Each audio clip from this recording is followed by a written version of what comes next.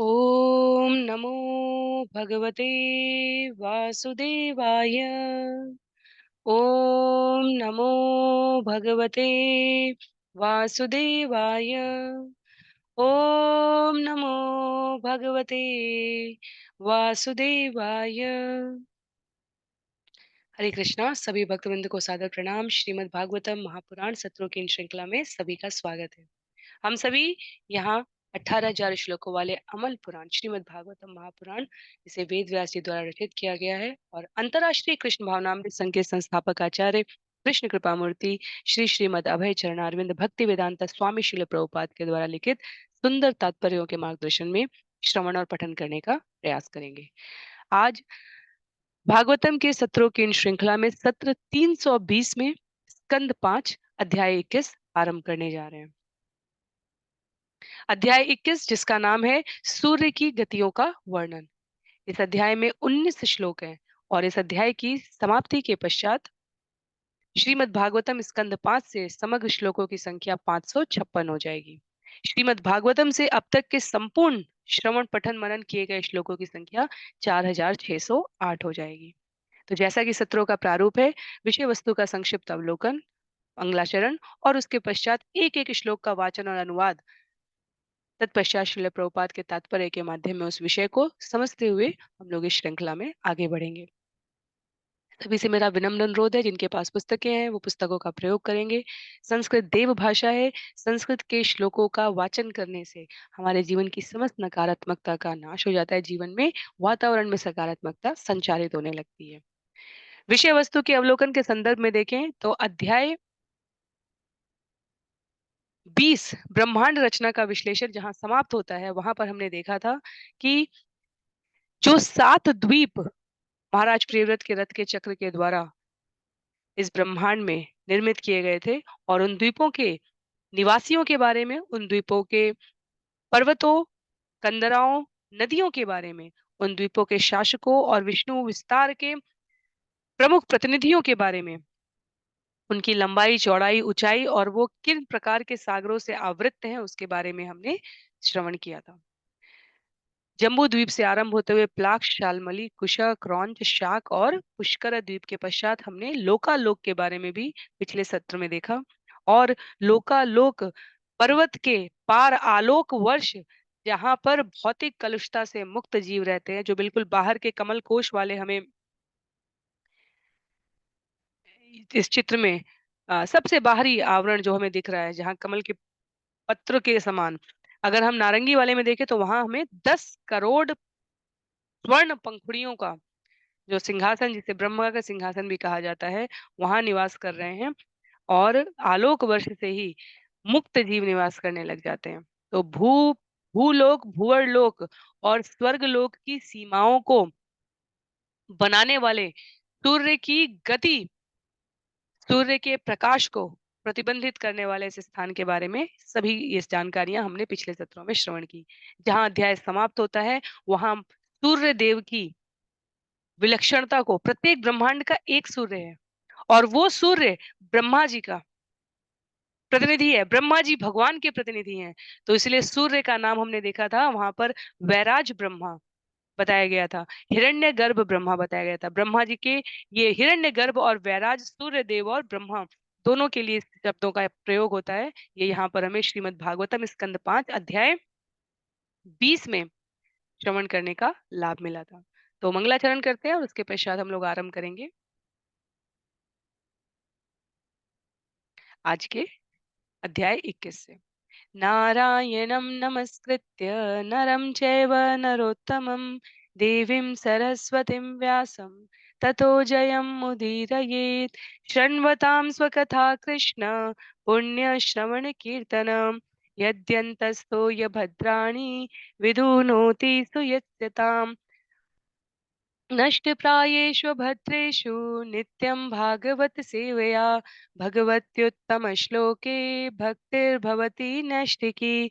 ॐ अज्ञानतिमिरान्धस्य ज्ञानाञ्जनशलाकया चक्षुरुन्मीलितं येन तस्मै श्रीगुरुवे नमः। मूकं करोति वाचालं पङ्गुं लङ्घयते गिरिं यत्कृपातमहं वन्दे परमानन्दमाधवम्। वाञ्छाकल्पतरुभ्यश्च कृपा सिन्धुभ्य एव च पतितानां पावनेभ्यो वैष्णवेभ्यो नमो नमः। जय श्री कृष्ण चैतन्य प्रभो नित्यानंद, श्री अद्वैत गदाधर श्रीवासादि गौर भक्तवृंद। हरे कृष्ण कृष्ण कृष्ण हरे हरे, हरे राम राम राम हरे हरे। हरे कृष्ण कृष्ण कृष्ण हरे हरे, हरे राम राम राम हरे हरे। हरे कृष्णा कृष्ण कृष्णा हरे हरे, हरे राम राम राम हरे हरे। हरे कृष्णा। तो पुनः सभी भक्तों को सादर प्रणाम है। श्रीमद् भागवतम के सत्रों की इन श्रृंखला में सत्र 320 में सभी का स्वागत है।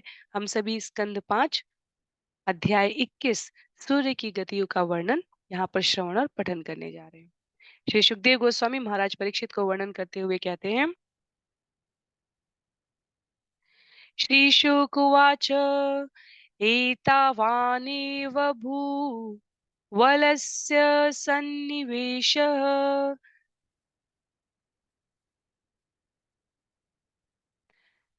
प्रमाणलक्षणतः व्याख्यातः।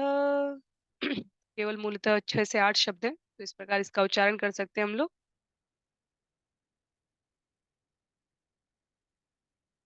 श्री सुखदेव गोस्वामी ने कहा, हे राजन, मैंने यहाँ तक आपसे विद्वानों के अनुमानों के आधार पर ब्रह्मांड के व्यास तथा इसके सामान्य लक्षणों का वर्णन किया है।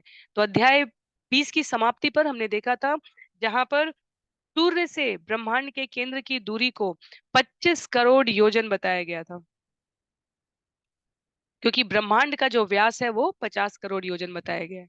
तो अब अध्याय स्कंद 5 अध्याय 20 के अंतिम 45वें और 46वें श्लोक में सूर्य की विभिन्न स्थानों से गति, ब्रह्मांड की परिधि से, ब्रह्मांड के केंद्र से, सुमेरु पर्वत से, पृथ्वी से, ये सारी वहां पर गणितीय अंकों में जिनकी रुचि है उनके लिए ये स्मरण करने वाली बात है। और वास्तव में हमें रुचि रखनी चाहिए इन संख्याओं में, क्योंकि ये हम प्रामाणिक रूप से किसी भी चर्चा में, किसी भी संवाद में शास्त्र से कोट करते हुए, शास्त्र से व्यक्त करते हुए श्लोक संख्या और स्कंध और पुस्तक के नाम के आधार पर बता सकते हैं कि हमारे विद्वत जनों ने, मनीषियों ने इसकी गणना पहले से किस प्रकार कर रखी है।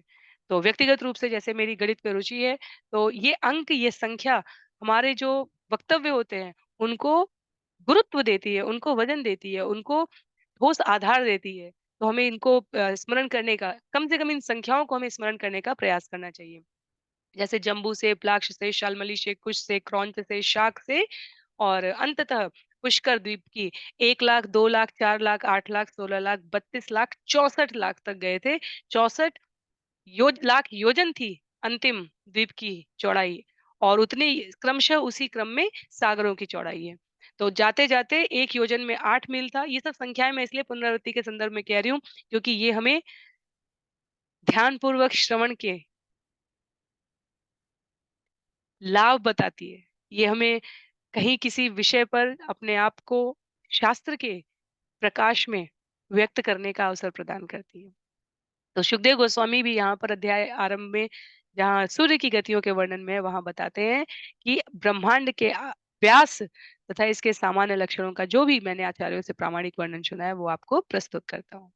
श्लोक संख्या 2 में, एतेन हि दिवमण्डल मानं तत्विदुपदिशन्ति यथा द्विदलयो निष्पाव आदिनाम ते अंतरेण अंतरिक्षम तत उभय संधितम।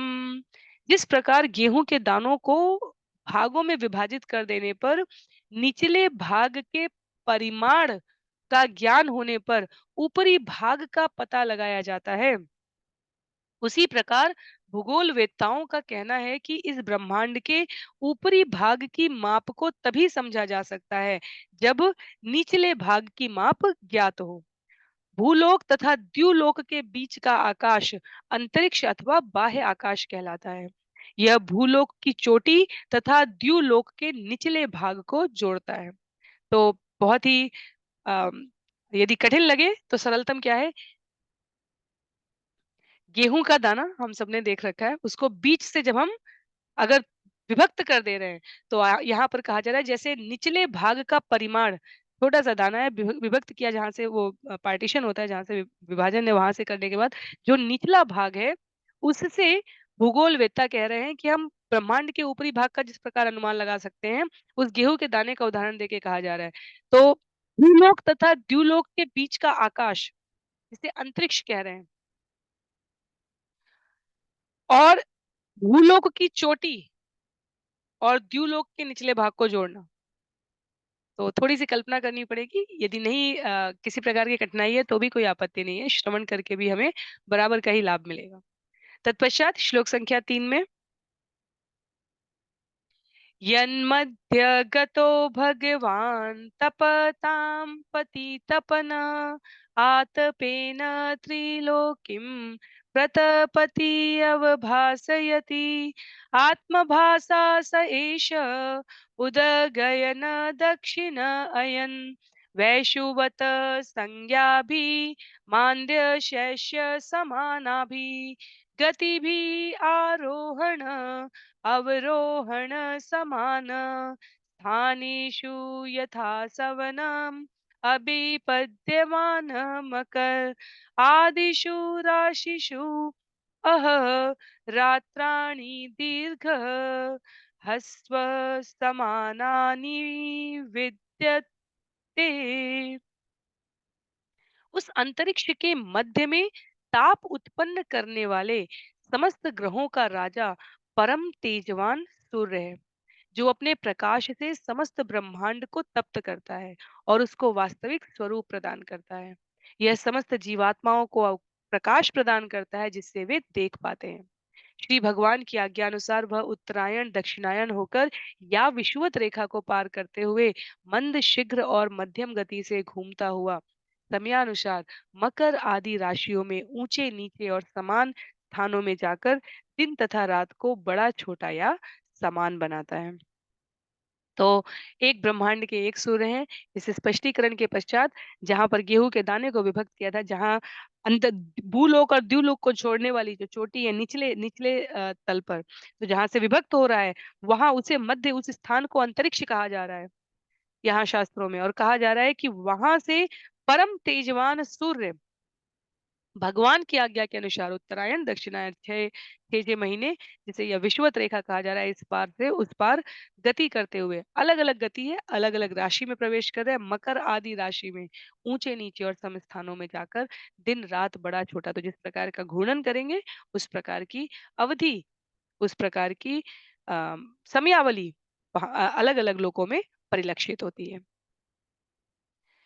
श्रील प्रभुपाद यहाँ पर ब्रह्म संहिता का उल्लेख करते हैं, जहाँ पर क्योंकि यहाँ पर शब्द प्रयोग हुआ है भगवान की आज्ञा से परम तेजवान सूर्य, तो पुनः सूर्य जो इतने तेजवान है उनकी स्थिति को स्पष्ट किया जा रहा है कि वो भी भगवान की आज्ञा से घूर्णन कर रहे हैं। प्रमाण कहा है, ब्रह्म संहिता में स्वयं ब्रह्मा जी ने कहा है। क्या है छंद?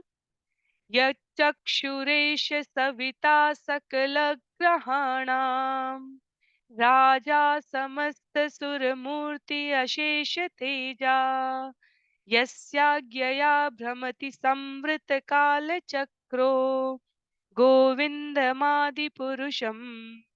तमहं भजामि। मैं उन आदिदेव पूर्ण पुरुषोत्तम भगवान गोविंद की आराधना करता हूँ, जिनके नियंत्रण में ईश्वर के नेत्र माने जाने वाले सूर्य भी काल की स्थिर कक्षा में घूमते हैं।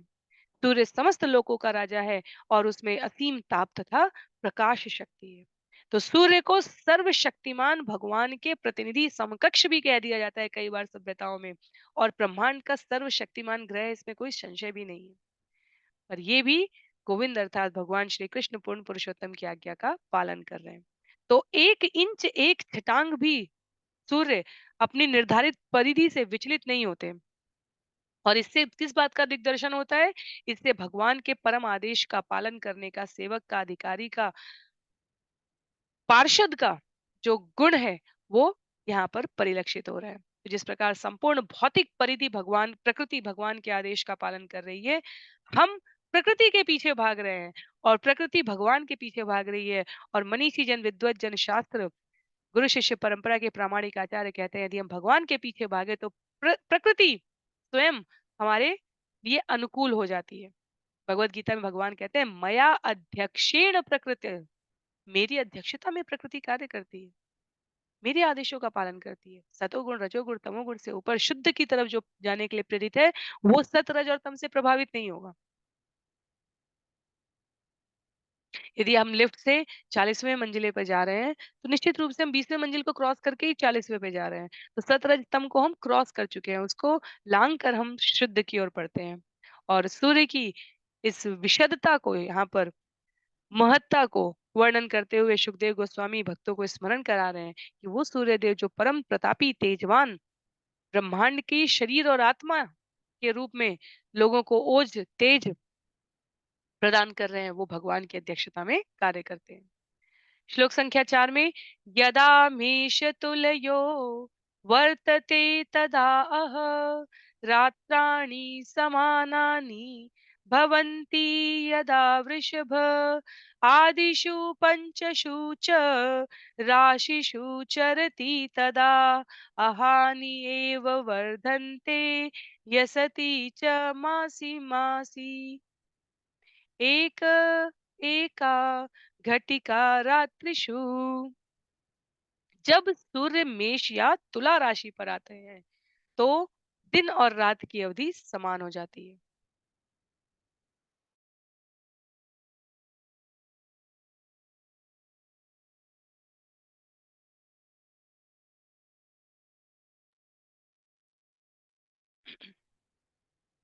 जब यह वृषभ इत्यादि पांचों राशियों पर से गुजरता है तो दिन कर्क तक बढ़ता जाता है और तब प्रतिमास आधा घंटा घटता रहता है, जब तक दिन तथा रात्रि पुनः तुला में समान नहीं हो जाते।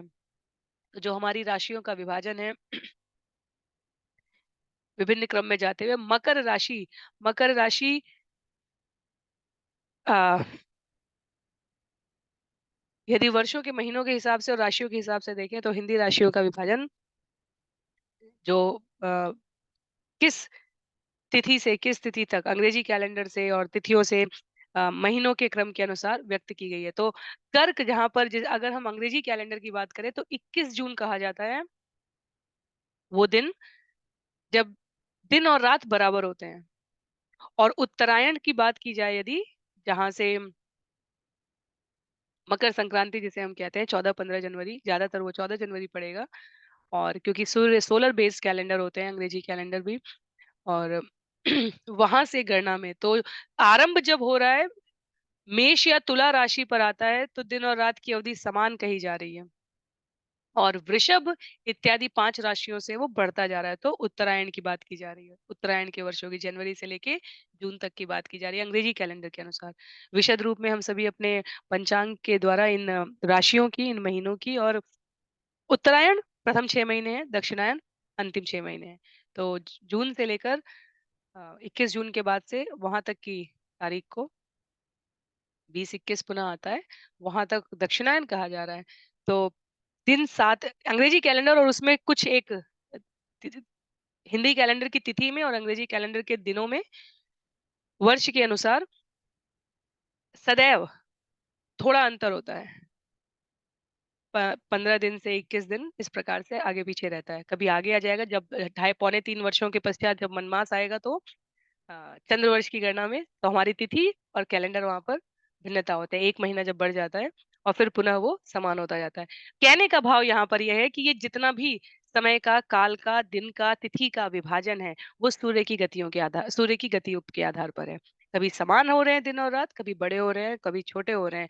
ये भगवान के आदेश की आज्ञा के अनुसार श्लोक संख्या 3 में जैसा वर्णित है, ऊंचे नीचे और समान स्थानों में जाकर, विभिन्न राशियों के ऊंचे नीचे और समान स्थानों में जाकर दिन रात को बड़ा, छोटा और समान कर रहे हैं। कौन? सूर्यदेव। किस प्रकार से? अपनी गति के द्वारा। तत्पश्चात श्लोक संख्या 5 में वर्णन किया गया है, यदा वृश्चिक आदिषु पंचषु वर्तते तदा अहरात्राणि विपर्याणि भवन्ति। जब सूर्य वृश्चिक इत्यादि 5 राशियों से होकर गुजरता है तो दिन घटता है, जब तक यह मकर राशि पर नहीं आ जाता। और फिर क्रमशः मास प्रति मास बढ़ता जाता है, जब तक दिन और रात समान नहीं हो जाते। तो ये गणना इस प्रकार से चलती रहती है। श्लोक संख्या 6 में यावत् दक्षिणायनम महानी, तोड़ के पढ़ेंगे हम लोग छोटे-छोटे शब्दों में।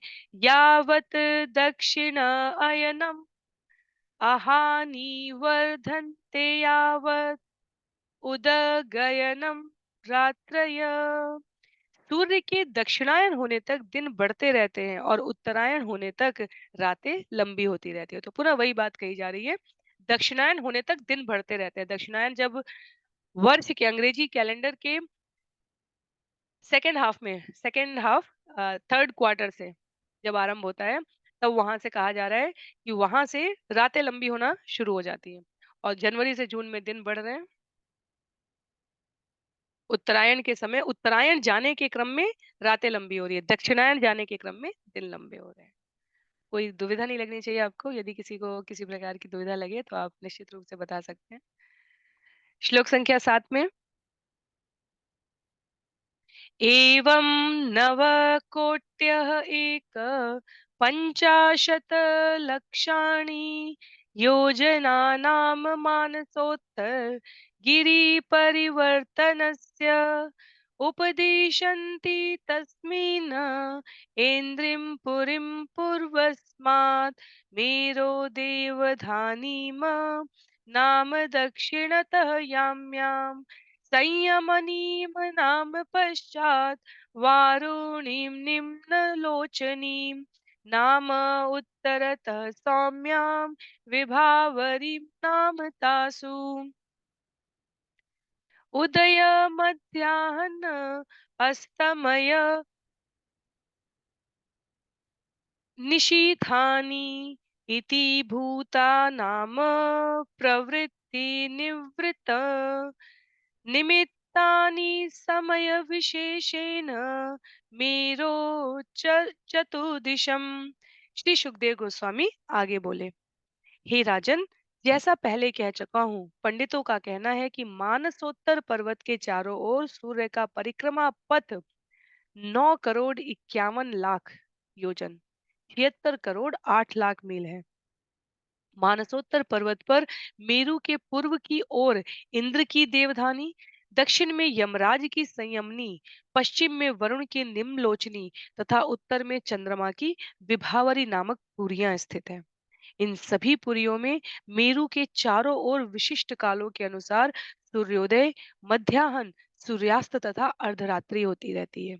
और तद अनुसार समस्त जीवात्माएं अपने अपने कार्यों में प्रवृत्त अथवा निवृत्त होती रहती हैं।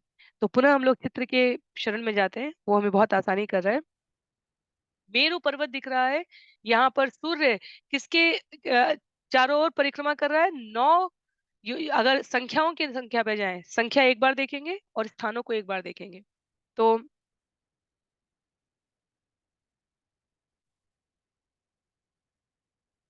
यहाँ पर लिखा है 9 करोड़ 51 लाख, जो परिक्रमा पथ परिधि है मानसोत्तर पर्वत के चारों ओर, वो 9 करोड़ 51 लाख है।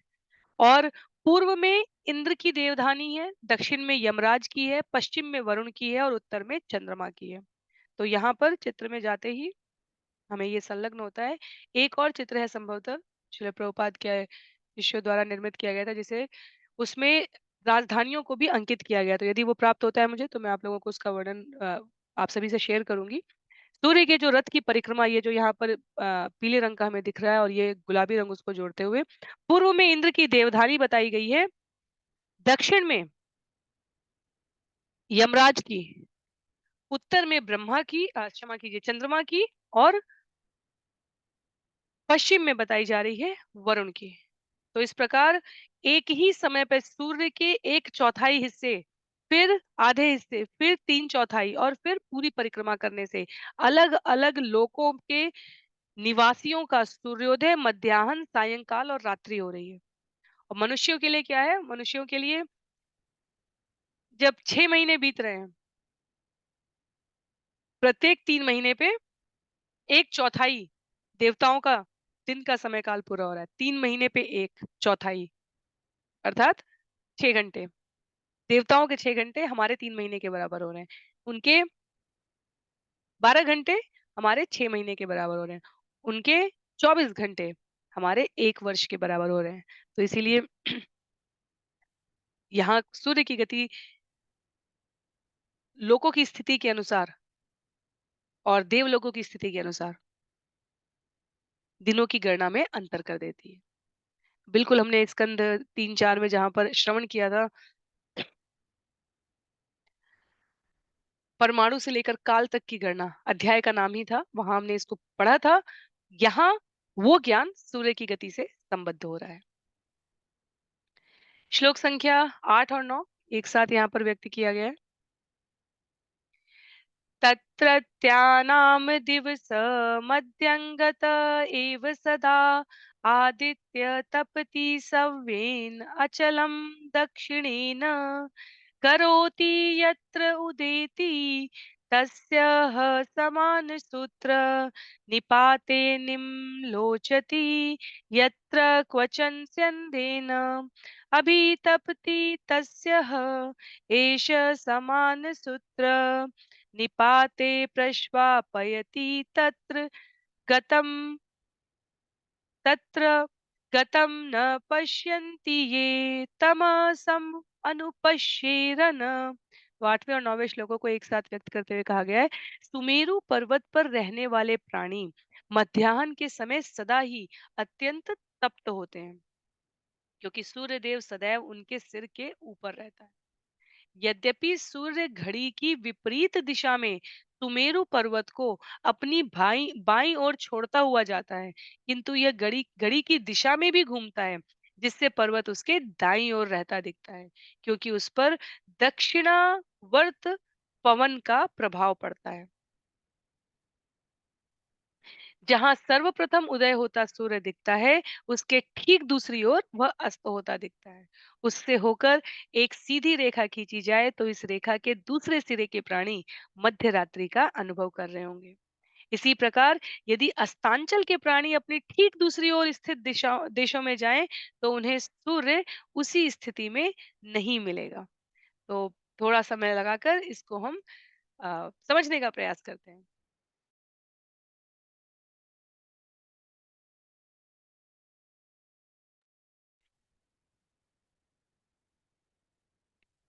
जिस चित्र को हम यहाँ पर 2D प्लेन में देख रहे हैं, एक्स वाई प्लेन में देख रहे हैं, उसे 3D प्लेन में देखने की आवश्यकता है। 3D प्लेन का अभिप्राय होता है आर्किटेक्चर में या किसी भी प्रकार की इंजीनियरिंग रचना में जब कहते हैं, तो सुमेरु पर्वत दिख रहा है। ऐसा नहीं है जैसा जितना जितना छोटा इस चित्र में हमें दिख रहा है, इसकी लंबाई, चौड़ाई, ऊंचाई हम सबने देख ली है। सूर्य की गति के अनुसार कहा जा रहा है, बिल्कुल विपरीत दिखेगा। अगर हम ब्रह्मांड की स्थिति के संदर्भ में अवलोकन नहीं कर पा रहे हैं इस श्लोक के आधार पर, तो सरलतम तरीका क्या है? हम पूर्व के देश पश्चिम और पूर्व की बात करते हैं इस धराधाम पर भी। जिस समय यहाँ सूर्यास्त हो रहा है, कहीं सूर्य उदित हो रहा होता है। उसी के बारे में यहाँ पर कहा गया है। सूर्य के घूर्णन की गति घड़ी की विपरीत दिशा में है। एंटी क्लॉकवाइज घड़ी की विपरीत दिशा में है। लेकिन क्योंकि केवल ऐसे नहीं घूमता है, जो हमने विज्ञान में श्रवण करते हैं, तो वो ऐसे घूमते हुए जा रहा है। इसलिए स्पाइरल इसलिए कहा जा रहा है कि पर्वत उसके दाईं ओर रहता हुआ दिखेगा, क्योंकि उस पर दक्षिणावर्त पवन का प्रभाव पड़ रहा है।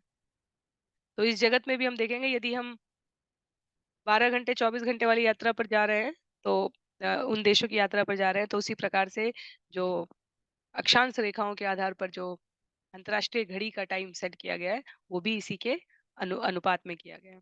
तो ये सारा ज्ञान है यहाँ पर भागवतम में, और व्यवहारिक रूप से इसका प्रयोग करके ये भौतिक जगत संचालित हो रहा है।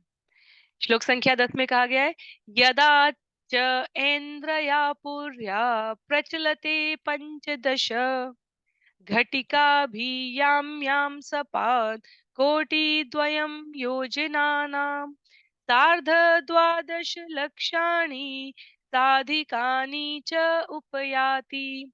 तो सूर्य इंद्र की पुरी देवधानी से यमराज की पुरी संयमनी तक 15 घड़ियों में कुल मिलाकर 2 लाख सै- 2,37,75,000 योजन की यात्रा करता है। ये बिल्कुल सरल है हमारे लिए समझने के लिए। 15 घड़ी में 6 घंटे हो रहे हैं। काल की गणना में घड़ी और घंटों की वहां पर बात बताई गई थी। जो हमारा कंपास होता है या जो हम दिशा भी बनाते हैं, नॉर्थ, साउथ, ईस्ट, वेस्ट, ठीक है? ईस्ट से साउथ इंद्र की पुरी देवधानी पूर्व दिशा में है और यमराज की पुरी दक्षिण। तो 360 में 1/4, एक चौथाई कवर हो रहा है, उसे 6 घंटे में पूरा कर रहे हैं। अगर बात वहां के लोगों की घड़ियों की 15 घड़ी में पूरा कर रहे हैं, वहां के 15 घड़ी की बात की जा रही है।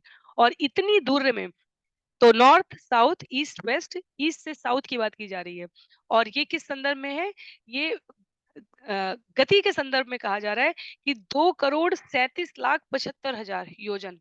ये क्योंकि परिधि की बात की गई थी, तब 9 करोड़ की बात की गई थी। तो 9,51,00,000, जो हमने पहला या दूसरा श्लोक पढ़ा, वहां 9,51,00,000 था।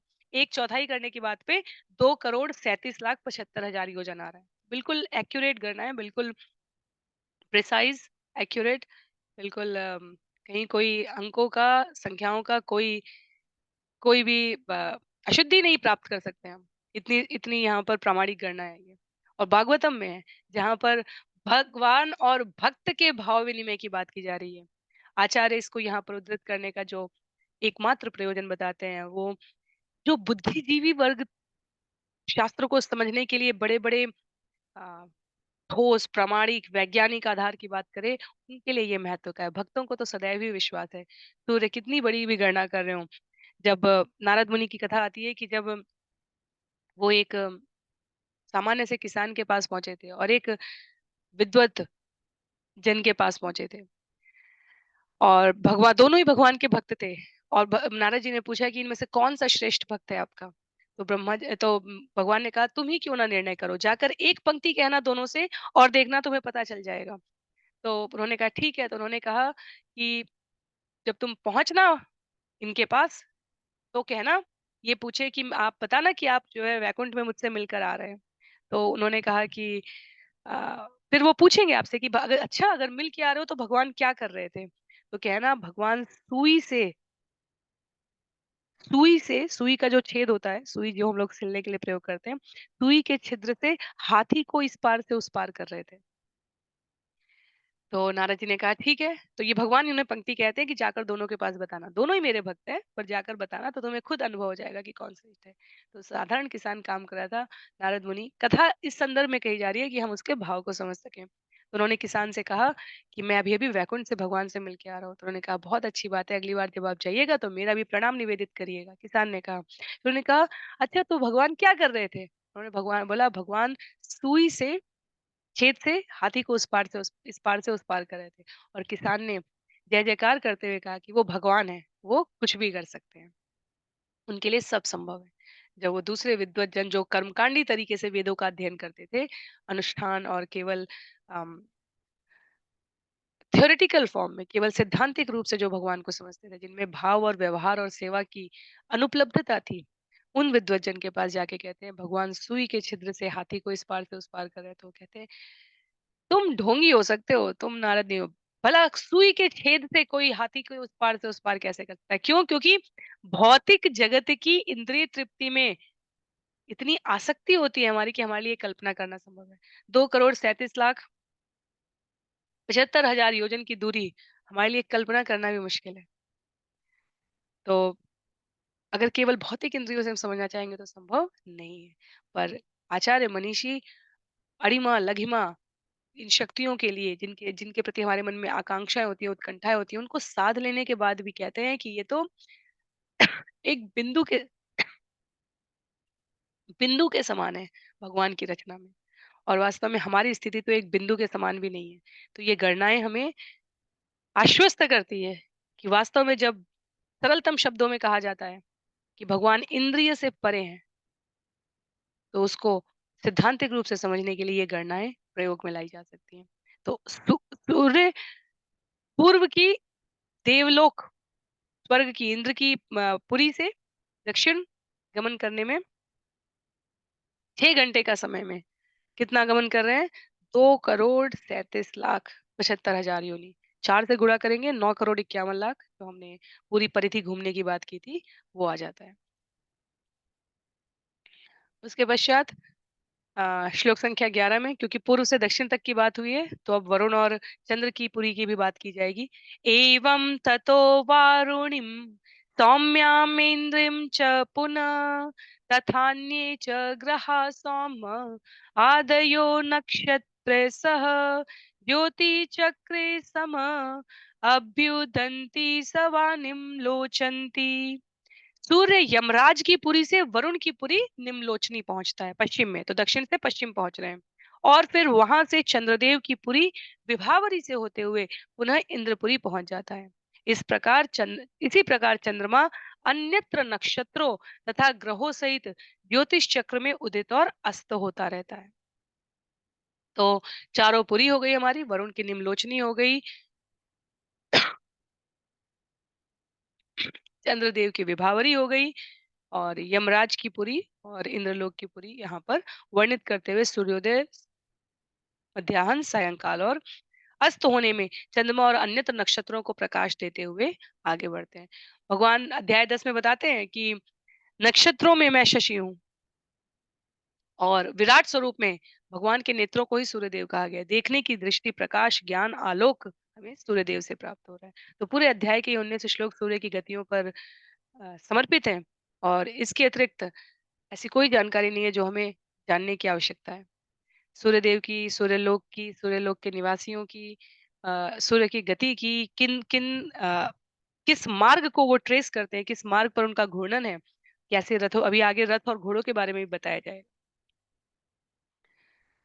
श्लोक संख्या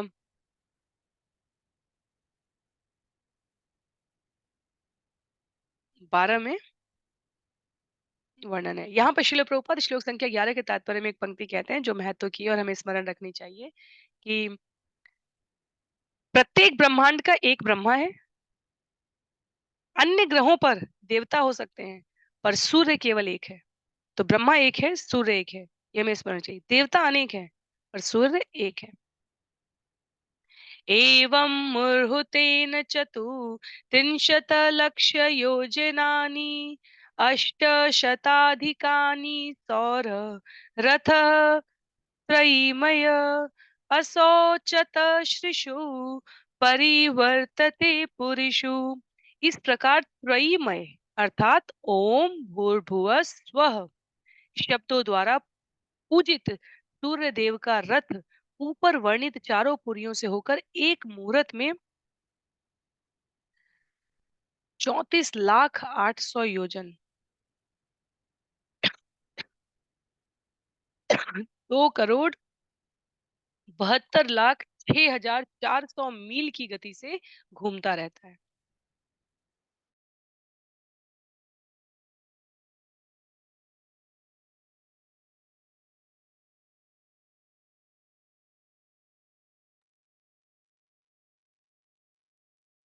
अनेकों प्रकार की संख्याएं हैं।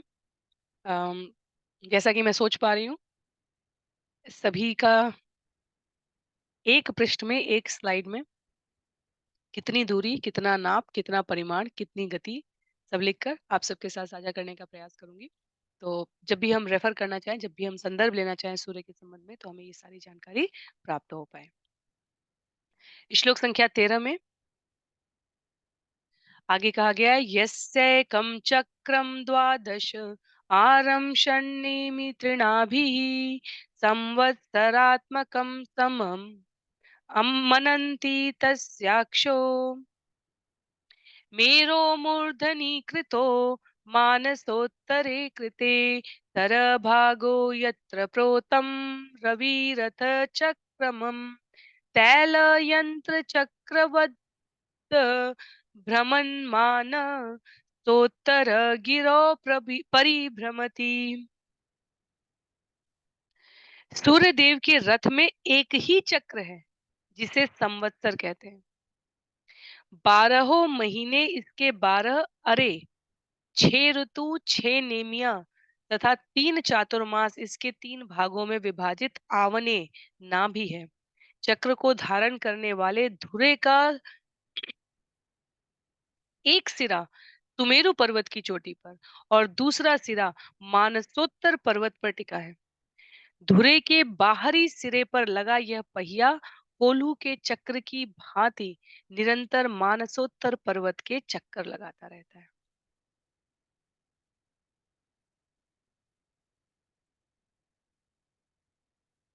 यदि मैं एक चित्र बनाऊं तो शायद संभवतः हम लोग इसको बहुत आसानी से समझ सकें, पर फिर भी शब्दों से समझने का प्रयास करते हैं। सुमेरु पर्वत, मानसोत्तर पर्वत, जो चक्र है, एक चक्र है, मतलब एक पहिया समझ लीजिए, गोला एक पहिया समझ लीजिए। उसकी एक धुरी सुमेरु पर है, एक मानसोत्तर पर है और परिक्रमा उस पर घूर्णन किया जा रहा है। इस प्रकार से इसका कोल्हू का, और इसीलिए यहाँ पर सरलतम शब्द में कोल्हू के चक्र की भांति। पहिए का आविष्कार मोहनजोदड़ो सभ्यता में हुआ था, ऐसा हमें वर्तमान इतिहासज्ञ बताते हैं। और मोहनजोदड़ो सभ्यता से बहुत पहले ये सारे ज्ञान हमारे पास उपस्थित रहे हैं। तो कोल्हू के चक्र के रूप में, चक्के के रूप में यहाँ पर कहने का निश्चित रूप से ये प्रयास है कि ये बिल्कुल आरंभिक आविष्कारों की बात की जा रही है। तो जो चक्र है, सूर्य के रथ के चक्र का नाम संवत्सर है।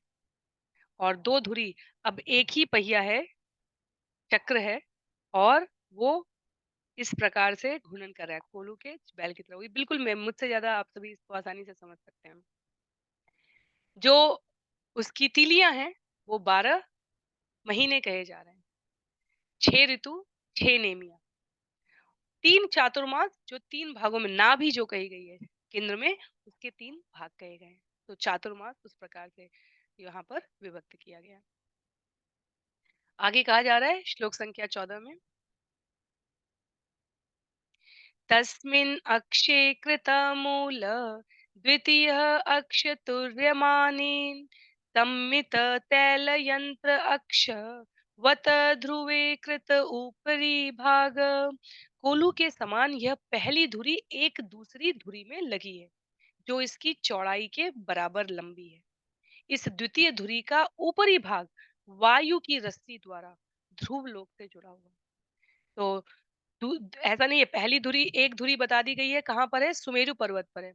और दूसरी धुरी जो कही जा रही है मानसोत्तर, एक धुरी का एक सिरा सुमेरु पर्वत की चोटी पर है, दूसरा मानसोत्तर पर्वत पर टिका हुआ है। और कहा जा रहा है कि उसका दूसरी धुरी का ऊपरी भाग वायु की रस्सी द्वारा ध्रुव लोक से जुड़ा है। तो सुमेरु और मानसोत्तर की ऊंचाई बराबर नहीं है, यदि हमें स्मरण है। सुमेरु और मानसोत्तर की ऊंचाई ऊपर नीचे है।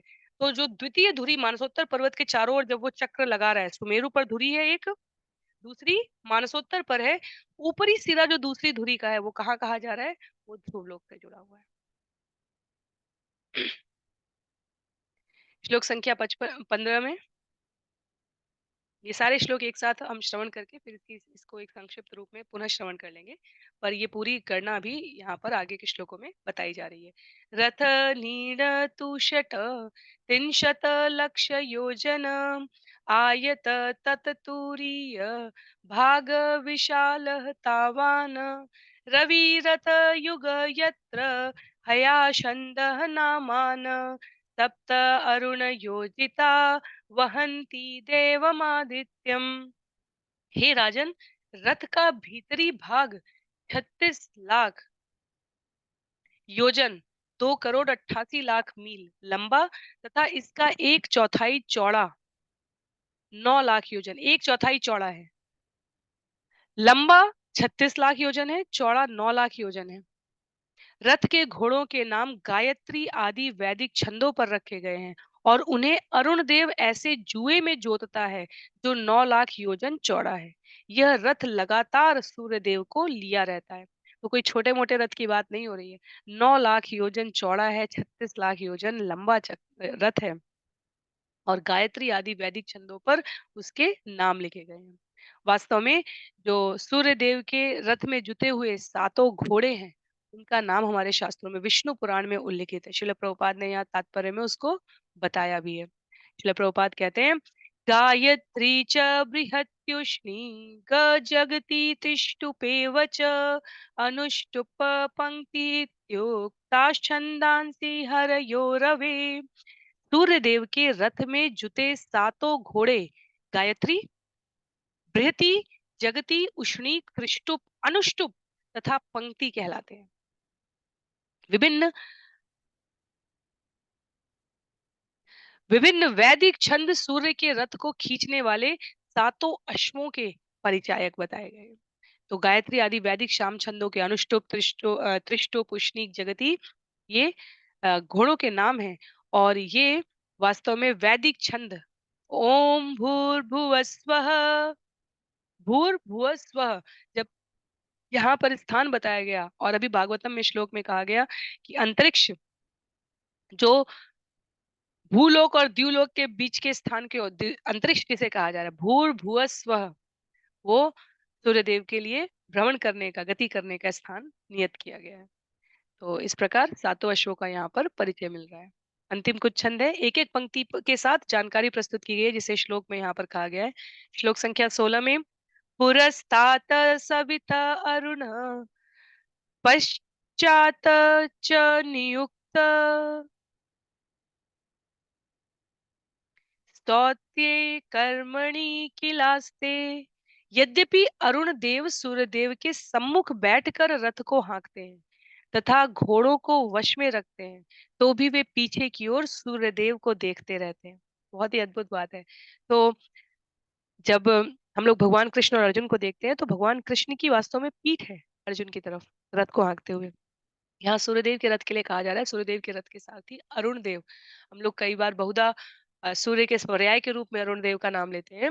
यहाँ स्पष्ट रूप से कहा जा रहा है अरुण देव सूर्य देव के सम्मुख बैठकर रथ को हाँकते हैं और घोड़ों को वश में रखते हैं। तो वो एक दूसरे की ओर है, उनकी पीठ नहीं है, वो एक दूसरे की ओर है और तब वो रथ को हाँक रहे हैं। बहुत ही दिव्य बात है ये। वायु पुराण में घोड़ों की स्थिति का वर्णन हुआ है जिसे शिल प्रभुपाद यहाँ व्यक्त करे। तो सोचिए शिल प्रभुपाद के समय में ना इंटरनेट था कि विकिपीडिया और गूगल पे हमने डाला कि ये श्लोक कहाँ से मिलेगा, ये श्लोक कहाँ से मिलेगा। कितना गंभीर अध्ययन है।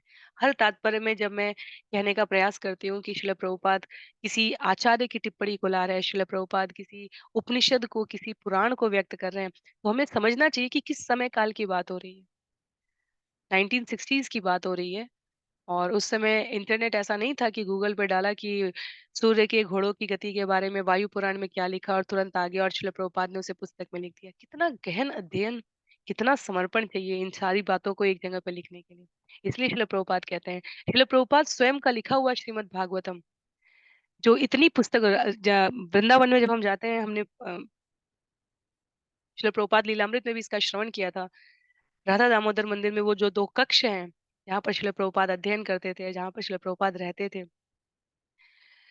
एक-एक पुस्तकों का संग्रह करके एक-एक पंक्ति को यहाँ पर इतने क्रमबद्ध तरीके से विषय वस्तु के अनुरूप प्रामाणिक संस्मरणों को, टिप्पणियों को, अनेकों ग्रंथों को, आचार्यों को संदर्भित करते हुए प्रस्तुत करना कोई मानवीय कृत्य नहीं कहा जा सकता। ईश्वर की अद्भुत कृपा है। तो अभी पिछले श्लोक में हमने देखा कि विष्णु पुराण का उल्लेख किया है श्रील प्रभुपाद ने तात्पर्य में सूर्यदेव के रथ में जुते हुए सातों घोड़ों का नाम बताने के लिए। अगले ही श्लोक में वायु पुराण का उल्लेख करते हैं श्रील प्रभुपाद और कह रहे हैं कि अरुण देव किस प्रकार सूर्यदेव के सम्मुख, पीठ नहीं, सम्मुख मुख करते हुए रथ को हाँक रहे हैं। कहा गया है सप्ताश्वरूप छंदांसी वहन्ते वामतो रविम चक्र पक्ष निबद्धानि चक्रवाक्ष समाहित। तो श्रील प्रभुपाद कहते हैं यद्यपि अरुण देव सबसे आगे के आसन पर आसीन होकर घोड़ों को वश में रख रहे हैं, किंतु वे अपनी बाईं ओर से पीछे मुड़कर सूर्य देव को देखते रहते हैं। तो कितना कितना दुरूह कार्य है ये व्यक्त करना, कितना दुरूह कार्य है इसे संधान करना। और इतने दुरूह कार्य को करते हुए भी सूर्यदेव किसके अ, अधिकारी के रूप में, सेवक के रूप में कार्य कर रहे हैं? पूर्ण पुरुषोत्तम भगवान श्री कृष्ण के। श्लोक संख्या 17 में कहा गया है तथा वाली खिल्या ऋषियंगुष्ठ पर्व मात्रा षष्टि सहस्राणि तुरतः सूर्यं सूक्त वाकाय नियुक्त मुक्ता संतुवंती। अंगूठे के आकार वाले वालखिल्य नामक 60,000 ऋषिगण सूर्य के आगे रहकर उनका स्वस्ति वाचन करते हैं। 60,000 ऋषि, वालखिल्य ऋषि जो कहे गए हैं, वो अंगूठे के आकार के समान स्वस्ति वाचन कर रहे हैं, स्वागत कर रहे हैं, उनके अगवानी में छंद निबोधित कर रहे हैं। तत्पश्चात श्लोक संख्या 18 में तथान्ये च ऋषय गंधर्व अप्सरस नागा ग्रामण्य यातु धाना देवा इति एक एकश गणा सप्त चतुर्दश मासी मासी भगवन्तं सूर्यम् आत्मानं नाना नामानं पृथक् नाना नामान पृथक् कर्म भी द्वंदश उपासते।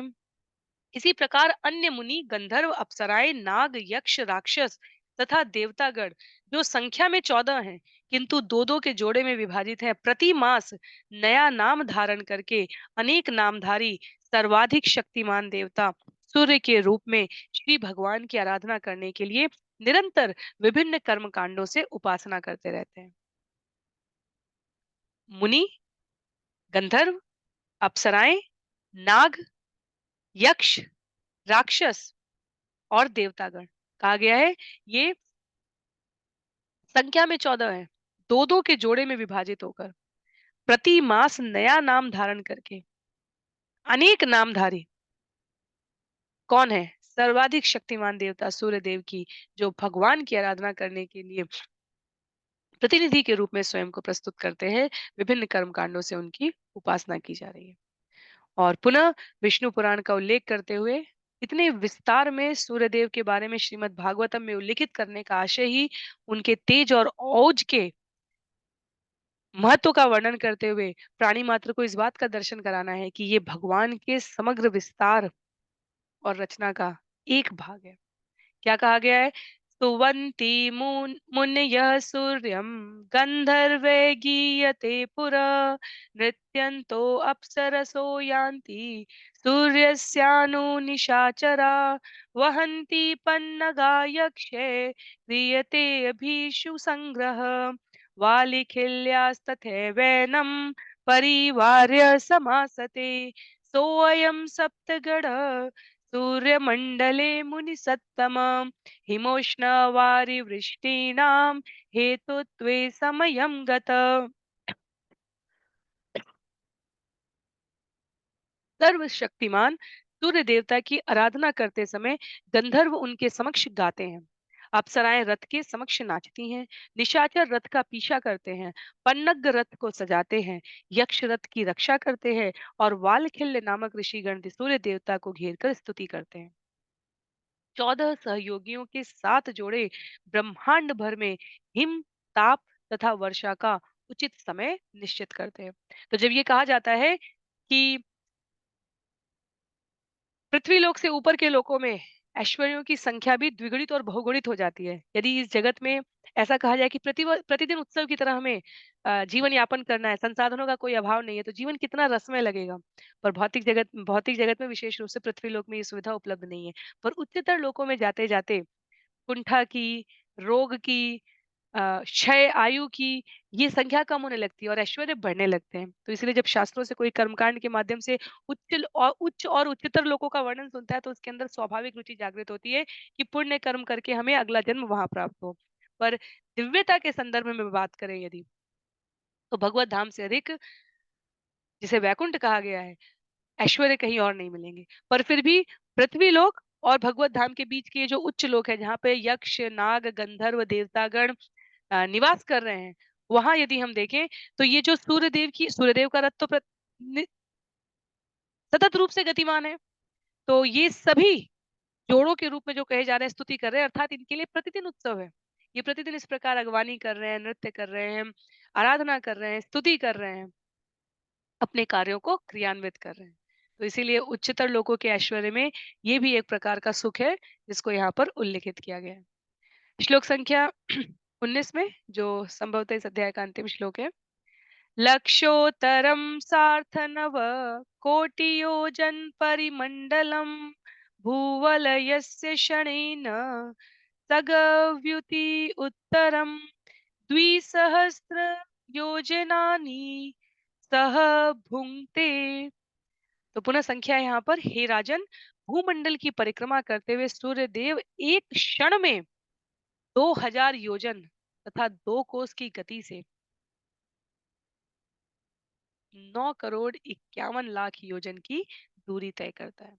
तो इस प्रकार पूरी जो 9 करोड़ 51 लाख, जहां से श्लोक आरंभ हुआ, ये सत्र आरंभ हुआ था, ये अध्याय आरंभ हुआ था, उसकी पूरी गणना को एक क्षण में 2000 योजन की दूरी और 2 कोस की गति है। इसी को कहा जाता है 16,000 मील की रफ्तार से सूर्य प्रति क्षण गमन कर रहा है। तो 9 करोड़ 51 लाख योजन की दूरी तय कर रहा है। इस प्रकार श्रीमद् भागवत के पंचम स्कंद के अंतर्गत सूर्य की गतियों का वर्णन नामक 21वें अध्याय के भक्ति वेदांत तात्पर्य पूर्ण हुए। व्यक्तिगत रूप से मुझे इस प्रकार के अध्याय और इस प्रकार की संख्याएं अति प्रिय हैं, क्योंकि व्यवहारिक संदर्भ में जब कोई शास्त्रों को, हमारे सनातन ज्ञान को, भगवान की सत्ता को चुनौती देने का प्रयास करता है, तब ये प्रस्तुत गणनाएं और अंक हमें सदैव लाभ पहुंचाते हैं। भगवान के ऐश्वर्य को, भगवान की रचना की, क्रियाशीलता की और विशुद्धता, पूरे पूरे वर्णन को बड़े ही गुरुत्व भाव से प्रस्तुत करने के लिए। तो 19 अध्याय हैं, पर संख्याएं अधिक हैं। यदि संख्याएं स्मरण नहीं भी हैं तो चिंता करने की कोई आवश्यकता नहीं है। हमें सिर्फ इतना स्मरण रखना है कि पूर्ण पुरुषोत्तम भगवान श्री कृष्ण के द्वारा संचालित इस सृष्टि में हर पग पर आश्चर्य है। भगवद गीता अध्याय 2 श्लोक संख्या 11 में लगभग कहा, जा आश्चर्यवद ए, जहां पर कहा गया है कि जैसे आत्मा को हम आश्चर्य से देखते हैं, तो परमात्मा हमारे लिए कितने आश्चर्य की वस्तु है। और उनको प्राप्त करने का सरलतम उपाय भक्ति भाव विनिमय योग के द्वारा, क्योंकि वहां से पूर्णता प्राप्त होती है। तो सूर्यदेव जो सबसे प्रतापी तेजवान देवता के रूप में यहाँ पर वर्णित है, उनकी गति, उनकी स्थिति, उनके द्वारा तय की गई दूरी, उनके लोक की गणना, रथ के, चक्र के, घोड़ों के और विभिन्न लोकों से आवागमन करने के समय काल का यहाँ पर पूरा विशद वर्णन है। तो यदि स्मरण रखना हो, यदि युवाओं को, यदि बच्चों को, यदि स्वयं के अ, विश्वास को और दृढ़ करना है और ज्ञान से अपने आप को आप्लावित करना है, तो स्कंद 5 अध्याय 21, जहाँ सूर्य की गतियों का वर्णन है, उससे हमें पूरे ब्रह्मांड के काल और स्थान विशेष के अनुसार जो दिन और रात का चक्र है, उसका यहाँ पर ज्ञान प्राप्त हो रहा है। तो ये यहाँ पर समाप्त हो रहा है अध्याय, और इसी के साथ आज का सत्र भी समाप्त होगा। अगले सत्र में हम सभी स्कंद 5 से अध्याय 22, जिसका नाम है ग्रहों की कक्षाएं। तो इसलिए मैंने कहा था स्कंद 5 में हमें ब्रह्मांड के ये सारे आश्चर्य श्रवण करने को मिलेंगे। अध्याय 22 में ग्रहों की कक्षाओं के बारे में बताएं। तो उसे हम लोग अगले सत्र में श्रवण करने का प्रयास करेंगे। आज के लिए सत्र को यहीं पर समाप्त करते हैं। श्रील प्रभुपाद की जय, श्रील गुरुदेव की जय, अनंत कोटि वैष्णव वृंद की जय, श्रीमद् भागवतम महापुराण की जय। हरे कृष्णा।